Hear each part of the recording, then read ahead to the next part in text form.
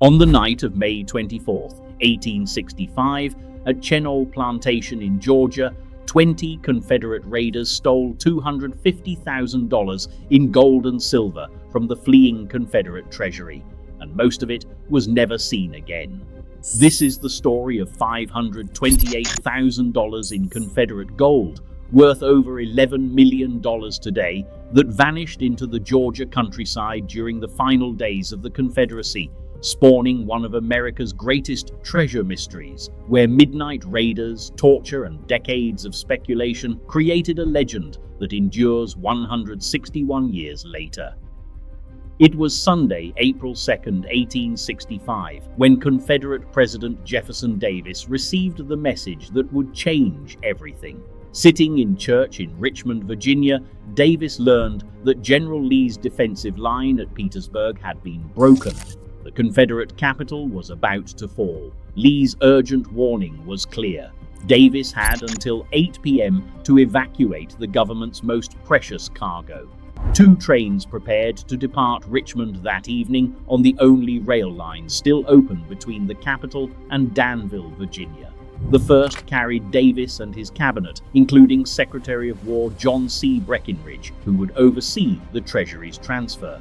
The second, under the command of Navy Captain William Parker, carried something far more valuable: the Confederate Treasury. This wasn't just paper money or government bonds. Parker's train carried $327,022 in gold and silver coins, plus bullion, donated jewelry, and even floor sweepings from the Dahlonega Mint. Added to this was $450,000 in coins and specie from Richmond banks. The most remarkable cargo were 50 kegs of Spanish silver reales, the legendary pieces of 8 from pirate lore, each keg containing 4,000 coins, worth nearly $200,000 total. The treasure was enormous. By April 6th, as Lee surrendered at Appomattox, the treasure train had left Danville heading south. 8 days later, as Lincoln was assassinated in Washington, the Confederate gold rolled into Washington, Georgia, accompanied by its minimal guard of Union soldiers, just 7 men from the 4th Iowa Cavalry. The Treasury's arrival coincided with the final collapse of Confederate authority. On May 4th, Davis held the last official cabinet meeting of the Confederacy in Washington, Georgia. His final act as president was to appoint Micajah Clark as acting treasurer, entrusting him with the remaining gold and silver. But Davis had nothing when he was captured 6 days later near Irwinville, Georgia. The Treasury, meanwhile, began its fateful journey towards South Carolina, where Union officials planned to ship it north by rail. The gold never made it.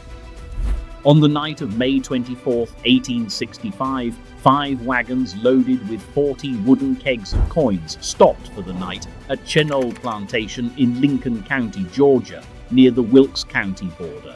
The crossroads location, where the old Washington Road met local farm paths, seemed secure enough for the meager escort of 2 sergeants, 2 privates, and 5 teamsters. Around midnight, approximately 20 armed men emerged from the darkness. They claimed to be Federal cavalry from Tennessee regiments, but they were actually Confederate raiders from General Vaughan's brigade, soldiers who believed they deserved a share of the treasury they had helped protect. Some historians suggest these men had connections to secret organizations like the Knights of the Golden Circle, Confederate sympathizers who allegedly continued treasure operations after the war.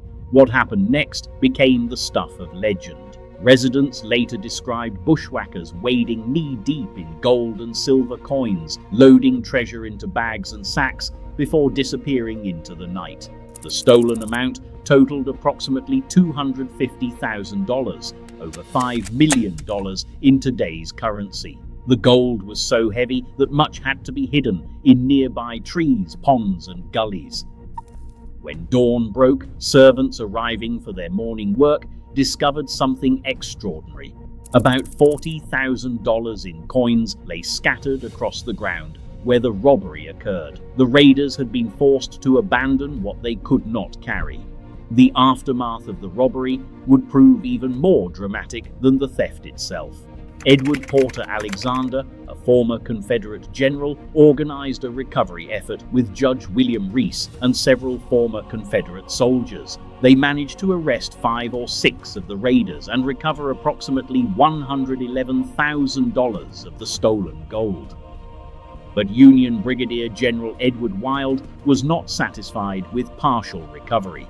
Convinced the local Chennault family knew where the remaining treasure was hidden, Wild ordered one of the Civil War's most shocking acts of post-war brutality. In July 1865, Wild's soldiers tortured elderly Methodist minister Dionysius Chennault and his family members. The men were strung up by their thumbs, while the women, including 17-year-old Mary Ann Chennault Shoemate, were strip-searched by their former female slaves. Mary Ann later recalled that the pain was so great that they begged the Yankees to shoot them dead rather than suffer so. The torture yielded nothing because the Chennaults had played no part in the robbery. Wild's actions were so extreme that General Ulysses Grant personally removed him from command. The family had been brutalized for gold they never saw and knew nothing about.